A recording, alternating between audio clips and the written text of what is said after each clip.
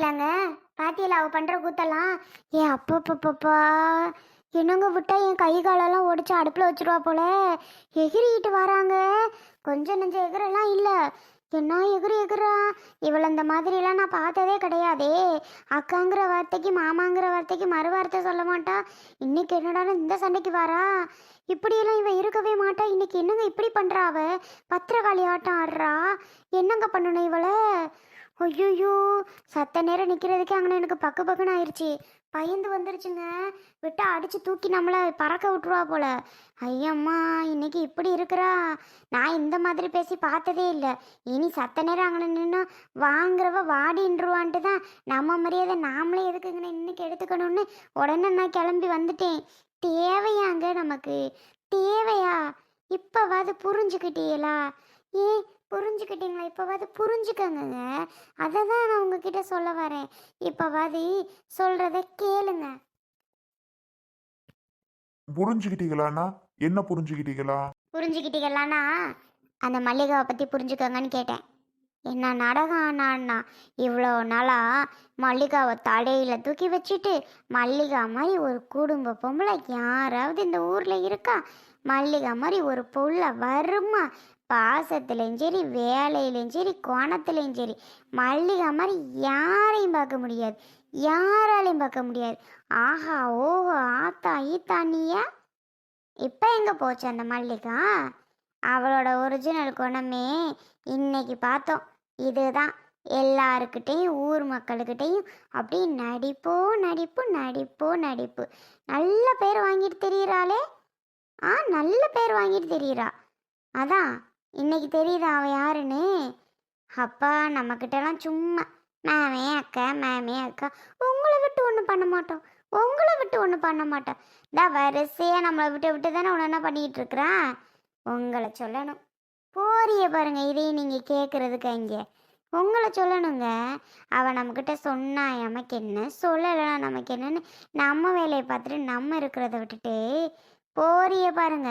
எனக்கு ஏன் சொல்லலை, உனக்கு ஏன் சொல்லலைன்னு. தேவையா? நமக்கு தேவையான்னு கேட்டேன்.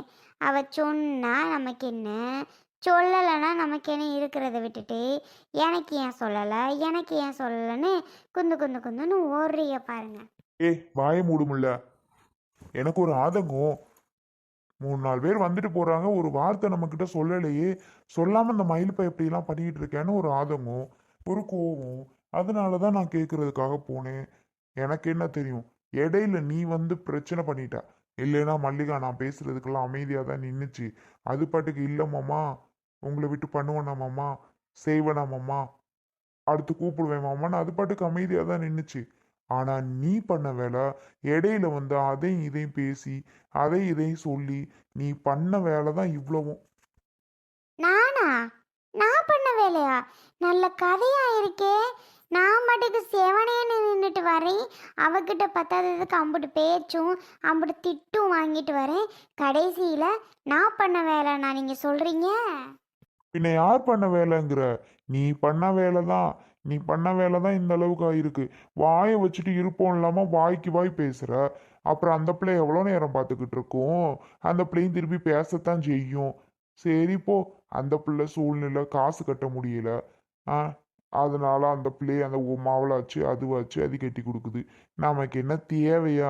அவங்க குடும்பத்துல மூக்க நுழைச்சிட்டு நமக்கு எதுக்கு? சொன்னா போக போறோம், இல்லைன்னா செவனேன்னு வீட்டுல இருக்க போறோம். அவ்வளவுதான். வீடத்தோட.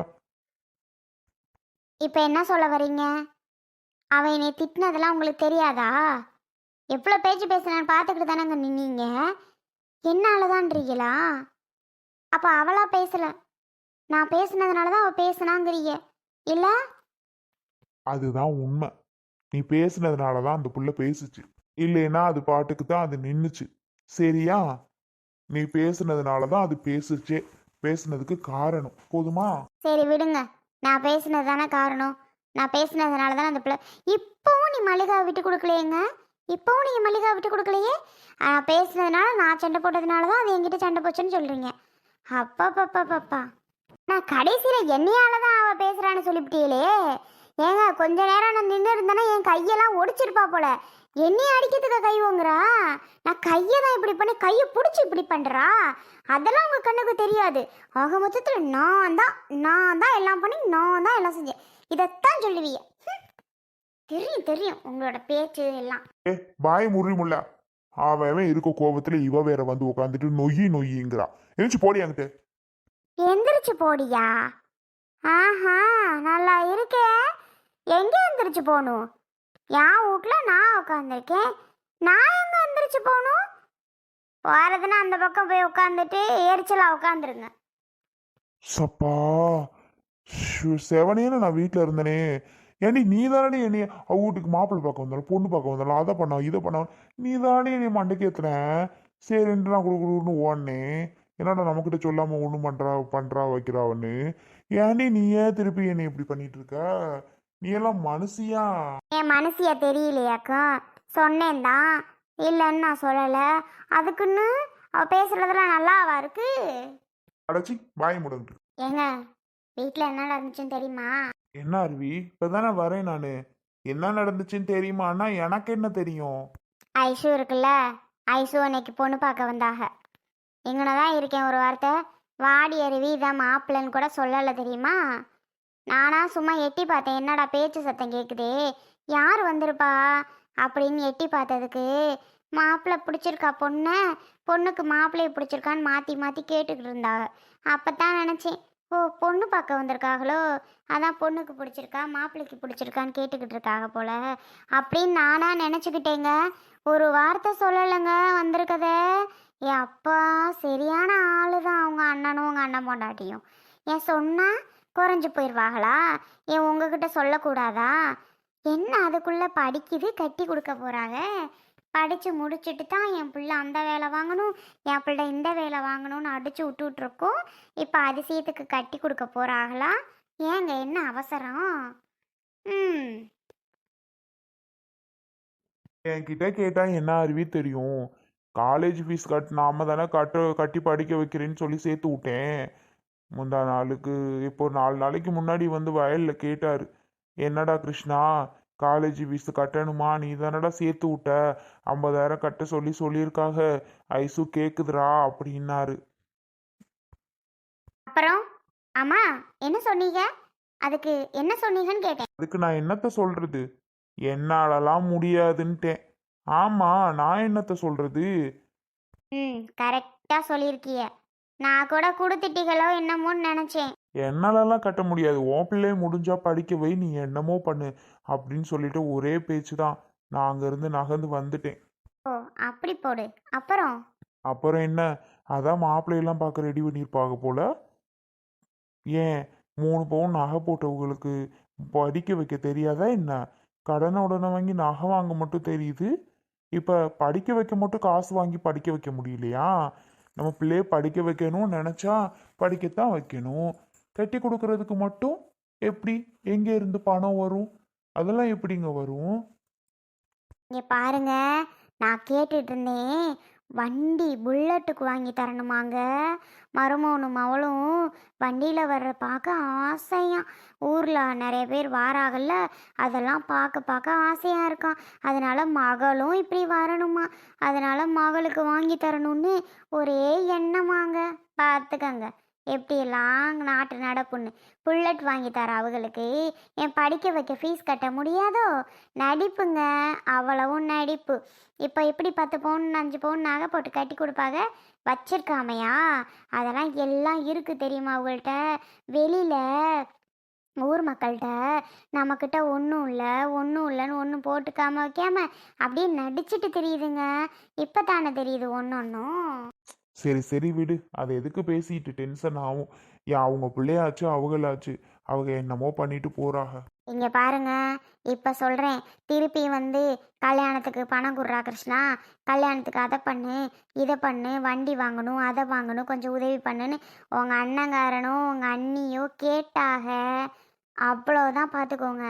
கேட்குறது பிரச்சனை இல்லை, நான் தரேன்னு நீங்கள் கொடுத்தீங்க, அவ்வளோதான் சொல்லிட்டேன். ஆமாம், இப்போவே நான் சொல்லிடுறேன். ஏன்னா நாளை பின்ன நான் சொல்ல மறந்துட்டேன் அப்படின்னா நீங்கள் கொடுத்தாலும் கொடுக்குற ஆள். அதனால தான் இப்போவே சொல்லி வைக்கணும்னு உங்ககிட்ட நான் இப்போ சொல்லிக்கிட்டு இருக்கேன். புரிஞ்சுதா? ஏய், மென்டலா அருவி நீனு. நான் எப்படி கொடுப்பேன்? ஆமா, நானும் இந்த படிக்க வைக்க காசு கேட்டதுக்கு நான் முடியாதுன்னு சொல்லிட்டேன். அதுக்கு மட்டும் நான் எப்படி கொடுப்பேன்? லூஸ் மாதிரி பேசிக்கிட்டு இருக்கா? அதெல்லாம் நான் கொடுக்க மாட்டேன். எப்பா ஏம்மா, உன் புருஷனை கொடுக்க விடாமே நீ வச்சுக்கம்மா. அந்த மாதிரி அந்த மாதிரி உன் பிள்ளையும் என் வீட்டு பக்கமும் எங்கள் பக்கமும் விடாமல் நீ பார்த்துக்கணும். புரிஞ்சுதா? இந்தா பொடி. அவன் பாட்டுக்கு வருவான், எங்களை தூக்க சொல்லுவான். நாங்கள் தூக்கணும்னா அவனை தொப்பு தொப்புன்னு 4 அடி போட்டு இழுத்துக்கிட்டு வருவேன். அதை நாங்கள் எங்கள் கண்ணால் பார்க்கணும். தேவையா எங்களுக்கு? இந்த புடி. டேய் போடா, வராத இனிமேல். காசு என் வீட்டுக்கார் கேட்டாரா உங்ககிட்ட? அந்தால சொல்லணும், என்னத்த சொல்கிறதுன்னு தெரியல. ம், வரமாட்டோமா உங்ககிட்டலாம் காசு கேட்டு? கவலைப்படாதீய, நாங்கள் எப்படி உங்ககிட்ட காசு கேட்போம்? அதெல்லாம் கேட்க மாட்டோம். சூடு சொரணை எல்லாம் இப்போ வந்துருச்சு. அதனால யாருக்கிட்டையும் காசெல்லாம் கேட்க மாட்டோம். அது மாதிரி சூடு சொரணை இருந்தா உன் பிள்ளையும் கூட்டுக்கு விடாம பார்த்துக்க எங்கள் பக்கம். அவனா வந்துட்டான், ஏன் இவ்வளோ பேச்சு பேசுறீங்க? குழந்தன்னே இருந்தா 4 பக்கம் போகத்தான் செய்யும். பூட்டி பூட்டி எல்லாம் தனி வீடா வைக்கிறதுக்கு அந்த சைடு நீங்க இருக்கீங்க. அது இங்கிட்டும் வரும் அங்கிட்டும் வரும் தான். அது உன் பொண்டாட்டிக்கிட்ட சொல்லு. தொப்பு தொப்பு தொப்புன்னு இந்த பயலை போட்டு அந்த அடி அடிக்கிறா. அங்கிட்டு வந்துட்டா. உங்கள்கிட்ட பேசிட்டு இருக்கணும் எனக்கு அவசியம் இல்லை. இங்கே பாருமா, உன் புருஷங்கிட்ட காசு கேட்டெல்லாம் நாங்கள் வரமாட்டோம். என் பிள்ளைக்கு நான் புல்லட்டு வாங்குறதுக்கும் நகை போடுறதுக்கும். ஆமாம் ஆமாம், இப்போ ஒரு குடும்பம் என்னை பணக்காரின்னு சொல்லிட்டு போயிடுச்சு. அடுத்து நீயா ரொப்பி வச்சிருக்கிறேன், உனக்கு வேணும்னா கொஞ்சம் கடன் வாங்கிக்க. கடன் என்ன, சும்மாவே தாரேன், வாங்கிக்க. ஏங்க அவனை வாங்குங்க. தேவையா நமக்கு இதெல்லாம்? இவங்க கிட்டலாம் பேச்சு வாங்கணும், பேசுறதெல்லாம் நம்ம கேட்டுட்டு இருக்கணும். பிள்ளையே வாங்குங்க முதல்ல. ஏய் வாடா. எனக்கு தான் பேச தெரியும்னு பேசாத அருவி. நான் பேச ஆரம்பிச்சே நீ தாங்க மாட்ட, அவ்வளோதான் பார்த்துக்க. சரின்னு நானும் பொறுமையாகவே போயிட்டுருக்கேன். அப்புறம் என்னை பேச விட்டு வேடிக்கை பார்க்காத, உன்னால் தாங்கிக்கிற முடியாது. ஆள் வர்றாங்களான்னு பார்த்து பேச மாட்டியா? ஓ வாட்டுக்கு டப டப டபன்னு பேசிட்ட. அப்படியே அவங்களுக்கு கேட்டுருச்சு போல. ஷோ, ஏன் அருவி சும்மா தேவையில்லாம. போ, போய் சாப்பாடு எடுத்து வை. தேவையா நமக்கு இதெல்லாம்? அவங்க எப்படி பேசிட்டு போறாங்க பாரேன். பேசினா பேசிட்டு இதுக்கெல்லாம் பயப்பட வந்த அருவி கிடையாது. சொல்லிடுவாங்களாம்ல, என்ன சொல்லுவாங்க? சொல்ல வேண்டியதானே. சொல்லிடுவேன், பேசிடுவேன், வச்சிடுவேன். போனா சொல்ல வேண்டியதானே, பேச வேண்டியதானே. இதான் பூச்சாண்டி காட்டுறாங்களோ. சரி சரி, வாய் மூடு போ. டேய், ஏன்டா நீ வேற பூ? சரி வா.